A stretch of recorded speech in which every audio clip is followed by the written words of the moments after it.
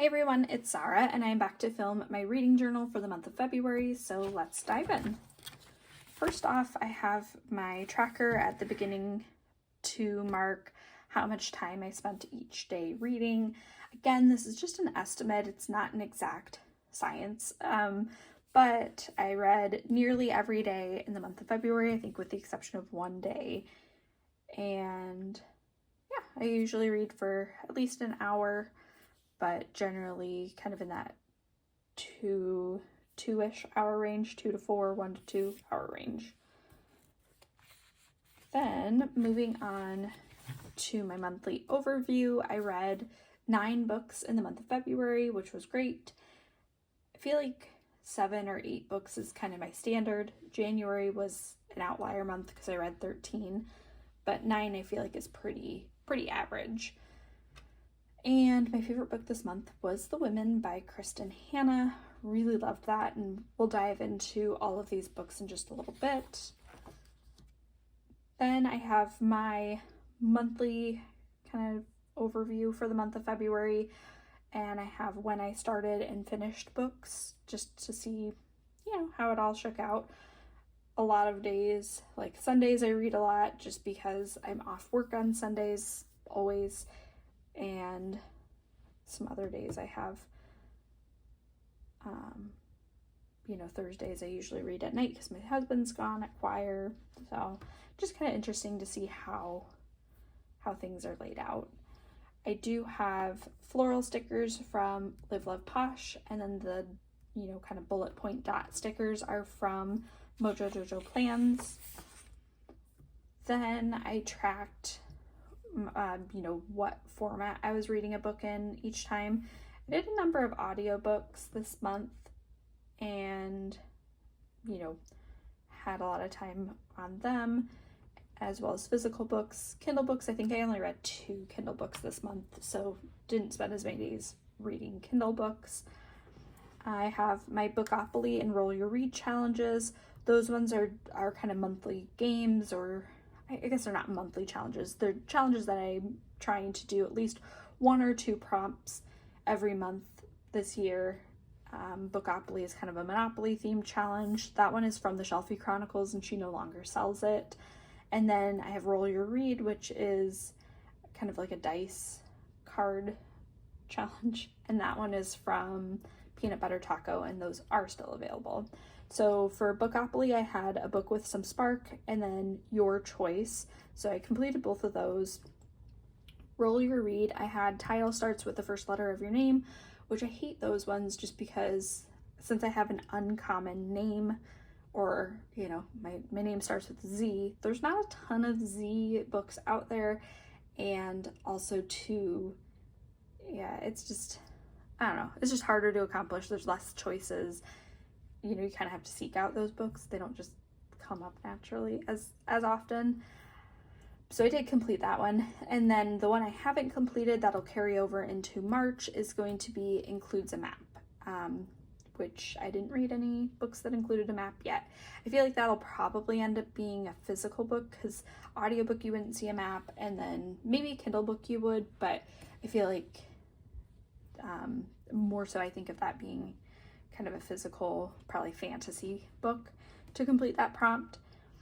Then I usually list out, at the beginning of the month, I list out what books I'm probably going to read. I usually list out books that I have started and haven't finished. I list out books that I have checked out from the library, or maybe holds that are coming due soon.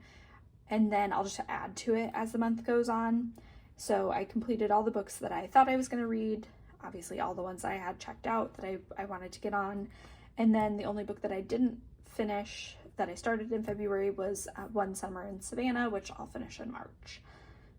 Then I have a little bingo. I used to do the bingos from the Shelfie Chronicles, but I decided to make my own because, I kind of wanted to fit it more towards me. And, the prompts that repeat every month are going to be Book of the Month, Roll Your Read, Bookopoly.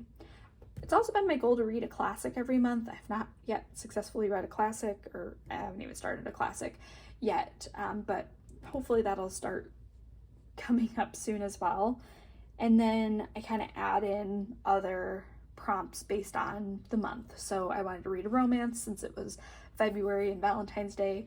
I didn't finish. I do have some books coming up that I'll read that I have a Black History, not necessarily a readathon, but like a Black History challenge that I think was supposed to be done kind of in the month of February, but there's a lot of prompts on there, and I feel like I'm going to read at least a few of them are on my list to read in March. So didn't complete that one for Black History Month, but yeah, I just kind of add in prompts each month as I see fit. Then my priorities for the month: reading every day. Like I said, I didn't read every day, but almost every day. We wanted to finish the Harry Potter series because my husband and I were working on that. And then I had library books that were due on February 13th, so I had to finish those, and that was a hard due date because I had already checked them out or renewed them twice, which is the most you can do. There's also note pages, but I didn't use any of the note pages this month, so let's move on to see how things went. Here's my Goodreads tracker from the Shelfie Chronicles.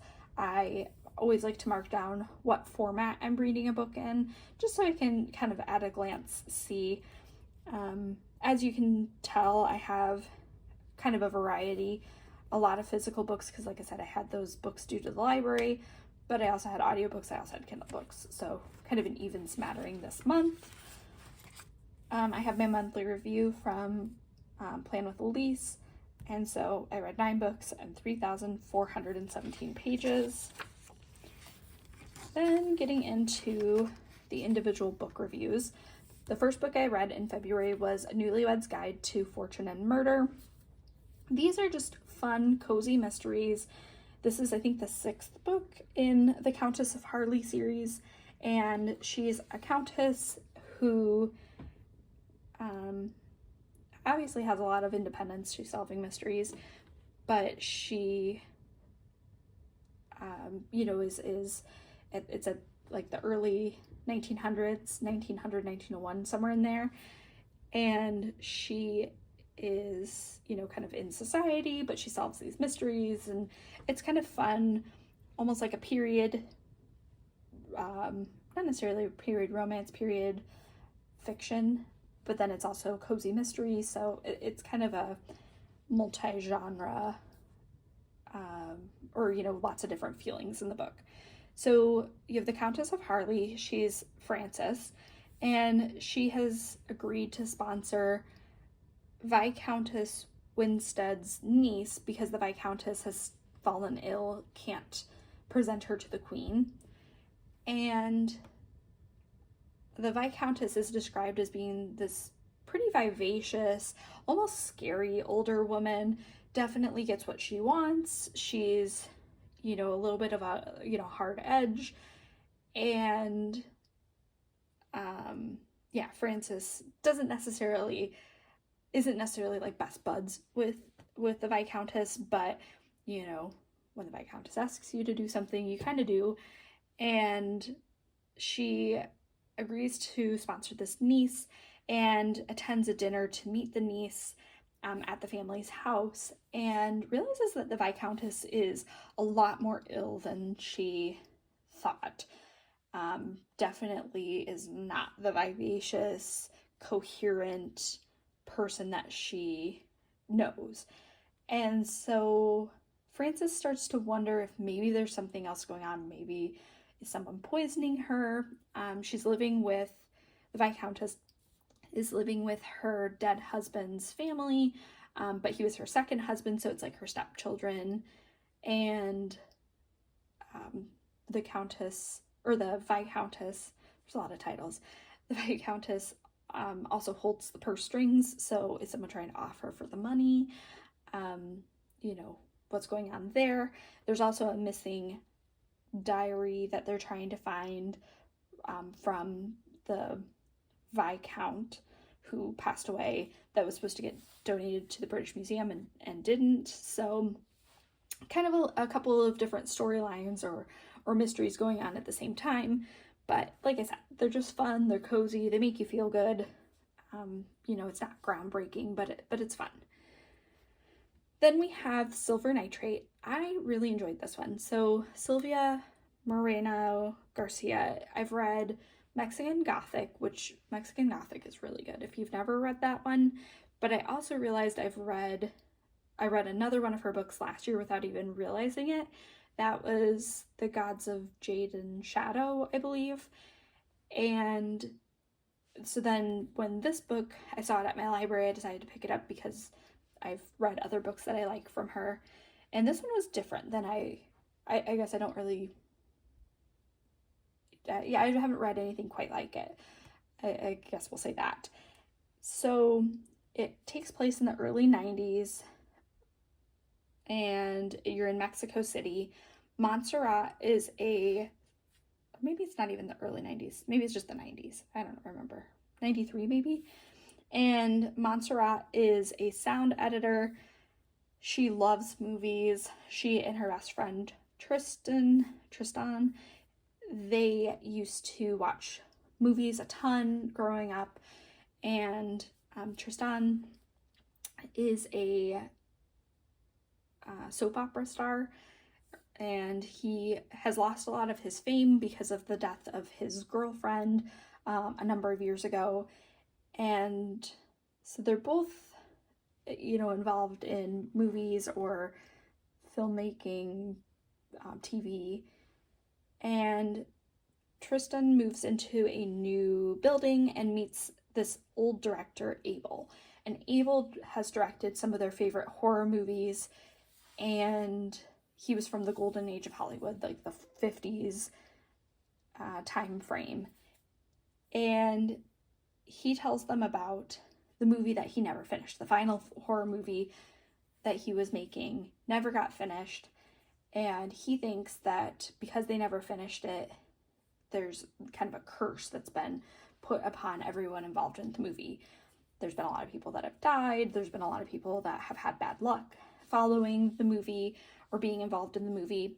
And he tells them that the movie essentially was being used to cast a spell. Using movie as the medium, they were casting a spell for this not like ex-Nazi guy. And I can't remember what exactly the spell was, but he thinks because they never finished casting the spell that essentially they cursed everyone involved with the movie. And so he wants to finish the last scene of the movie that never got finished and, complete the film to hopefully break the curse. And obviously things don't go as planned because otherwise that would be a really short book. But it was really interesting. I learned a lot about old movie making. There was a lot of like Nazi occultism, or just occultism in general, but the old movie part of it was really cool. And it's definitely kind of a supernatural, mystical, occultist. There's a lot of different themes going on in here, but I really enjoyed it. It was different than anything I'd read before. Then I finished Harry Potter and the Deathly Hallows, the final Harry Potter book. If you've never read Harry Potter, obviously you should go read it. I can't recommend the Harry Potter series enough, but it was great. They still make me cry, even though I've read all of the Harry Potters a number of times. The Deathly Hallows I've read the least because I would never just pick up a series at book 7 and call it a day. So I've read, the earlier books more, but book 7 still makes me cry, still gives me all the feels. You kind of don't want to finish it because then you finish kind of a series. It's the end. It's done. But again, very good. Love it. Read it if you haven't. Then I have Second Chance Contract. This one, long story short, I wanted to read a book by Willow Winters because Willow Winters just shows up a lot in my social media. She's an author that writes romance novels, and she does a lot of on social media, and specifically the videos that I end up getting sucked into are the ones that she packs book boxes where you order a mystery box from her site, and she packs it with goodies and books and all that stuff. And I love watching those videos, but I've never read one of her books, and I decided, you know, I should really read one of her books to see if I even like her books before, you know, I probably still would watch the videos, but before I know if it's any good or not. But so she had a special, it was like an Amazon Kindle version, but it had 2 books in one. It had this book and then a book by Willow Winters, and I decided to buy that. It was only like $1.99. It was on special. And the first book that came up was this one, and I thought about skipping it just to go to the book that I really wanted to read, which was the Willow Winters book. But since I paid for it, I figured I'd read it, and since this one came up first, I would read that one first. And this is by a different author, M. Robinson. And I didn't really enjoy this one as much. I gave it 2 stars, and that was maybe generous. You're definitely not reading it. I mean, I want to say, like, if you're reading like a smutty romance, I don't know how much you care about the story, but I think that there should still be a story underneath everything, and like a good story. Like, it's not going to be like you're reading Harry Potter. It's not going to be a world-class literature, but I do think that there needs to be some sort of a story going on. And this story was just really unbelievable. It was really almost hard to read. It was a lot of dialogue, and the dialogue was kind of brash and totally unbelievable. So you have Autumn and Julian, and Julian is Autumn's brother's best friend growing up. Julian is a foster kid. He doesn't have a family, and Autumn's family essentially kind of takes him in. He's always over for dinner. He's always having sleepovers. You know, he's at their house a lot, almost like a second son to her parents. And they secretly date, even though they really shouldn't. You know, there's a lot of, you know, we shouldn't be dating because, you know, I owe so much to your parents, and et cetera, et cetera. And eventually Julian calls it off and essentially like cuts all ties with the family. Cuts, you know, doesn't talk to the brother, doesn't talk to the parents, doesn't talk to Autumn, just leaves.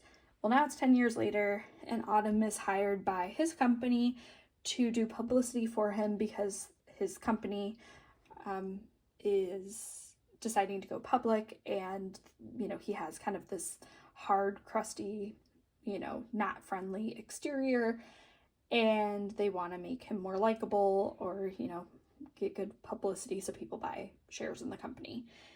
Because of course now he's super rich. In the last 10 years, he made a name for himself. So obviously, like, they're gonna reconnect.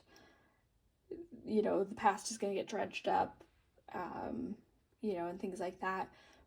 But I thought it was kind of repetitive. There was a lot of, you know, well, you left me, you broke my heart, you did this, you did that, you know, blame, blame, blame, blame, blame. And then, also too, I felt like Julian's dialogue just didn't make any sense. Like, he was super brash, and like, if you're a CEO of a company, you can't talk like that in front of other people and not get like a sexual harassment lawsuit or like harassment lawsuit.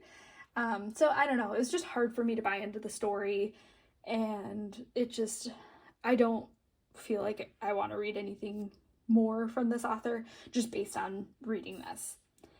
I read it, but I don't think I need to read more, if that makes sense. So moving on, let's go to Poirot Investigates. This is, I want to say like the 4th-ish Hercule Poirot novel from Agatha Christie. This one is a collection of short stories, and so, you know, you just get like a lot of little bits and pieces, and enjoyed it. I thought it was great. I do think that this is almost less bingeable. Like, I think that it would be good to just read a story at a time and take a pause and do other things and then read another story later. I had to get this back to the library because, again, my library books were due and I had to rush to get them done. Literally was reading this in the parking lot of the library at 7:30 at night, trying to finish it before the library closed at 8. And I know, you know, a lot of libraries don't have fines or anything, but, you know, I want to follow the rules and get it back on time. So I enjoyed it. I thought it was really great, but I also think it would have been fun to kind of space them out a little bit more, just because reading like 4 short stories in a row, because I think there were like 10 or 12, something like that. You know, it's a little bit too quick. I don't know. I feel like you could pace yourself more. But Hercule Poirot is my favorite literary detective, and so always enjoy his stories, and I'm trying to read them all in order, because I've never read all of them. I've read a lot, but I haven't read all of them. So I hadn't read that one before. Then I have XOXO. I originally had put a hold on this one for reading a book that starts with X last year, and it never came up, because I think that was probably like October, November that I put a hold on it. But finally, we got to the top of the list here in February, so I decided to read it, and it was really sweet. It was a young adult romance, so a little bit, you know, different genre. I don't read a ton of young adult novels anymore. I mean, I read Harry Potter, but not a ton of young adult novels generally, but this one was really fun. You have Jenny, who lives in California. She meets Jay Woo at a karaoke bar, and they have a really fun night, you know, really connect. But Jay Woo goes back to Korea, Jenny goes back to her life in California, you know, and they don't necessarily expect to see each other again. Well, fast forward 3 months, and Jenny and her mom end up moving to Korea because her grandmother is sick, and they're going to take care of her. And Jenny is a cello prodigy, so she attends a prestigious music school in Korea while she's there. And who does she see? Jay Woo. And Jay Woo not only is a Korean student at this music school, he's also a K-pop star. And he's part of this like pretty up-and-coming band. They have a big single that's everywhere. And, you know, they're kind of like the hot new thing. And I don't know much about Korean culture or K-pop or anything like that. Literally, like, this book is about my experience with it, as well as a couple of songs on the radio. But I don't know if this is true or not, but I'm gonna say it's true. They apparently, Korean pop stars, they don't want them to date, or you know, that's kind of taboo for them to date. And so a bandmate of Jay Woo's got in trouble because he was dating someone, and it was this big scandal, and so Jay Woo was like not really allowed to date Jenny or anyone else for that matter. And so it's kind of like a forbidden romance. You know, how do they kind of navigate these feelings that they have for each other, but also, you know, the stardom and, you know, getting into a music college for Jenny and things like that. So it was fun. It was different. I don't have much experience with this kind of K-pop world, but it was a fun book, and again, an X book. So if you need an X book for your A to Z reading challenge, I thought that one was a solid read. Then we have The Zookeeper's Wife.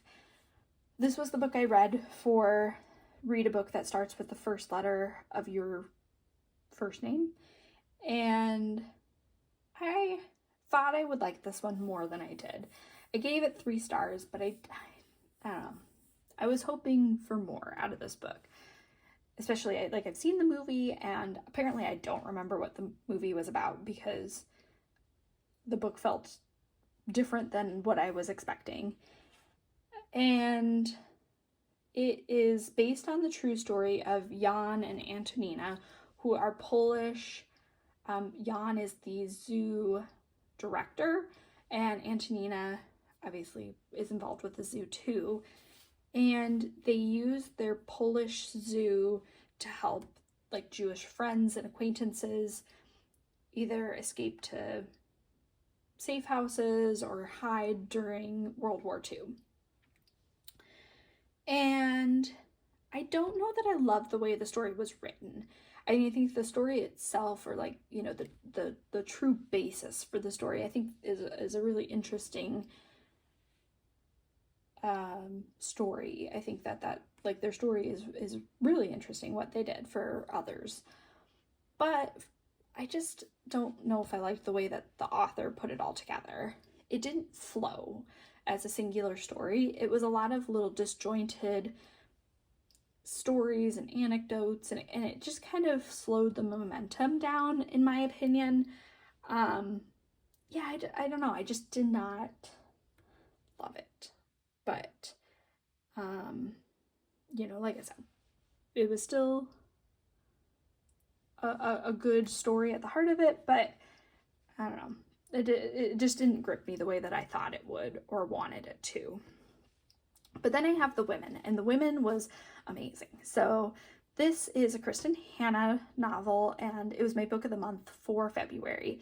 And I picked it almost solely because it was Kristen Hanna, and I decided that would be a good one to read. I don't think I've ever read a a Vietnam War novel, like where they're actually fighting in Vietnam.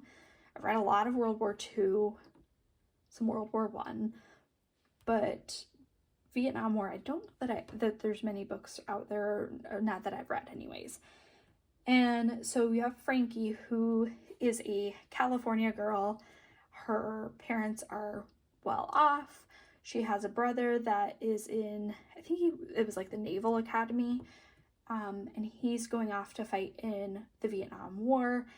And she just graduated as a nurse, or from nursing school, and she decides, or she finds out, that women can go be nurses over there, and decides that that's what she wants to do. She wants to kind of have the same experiences as her brother, because they're very close. They've, you know, been close their whole lives, and she thinks that it would be, you know, good to help over there like her brother, and, you know, also kind of get to experience what he's experiencing over there.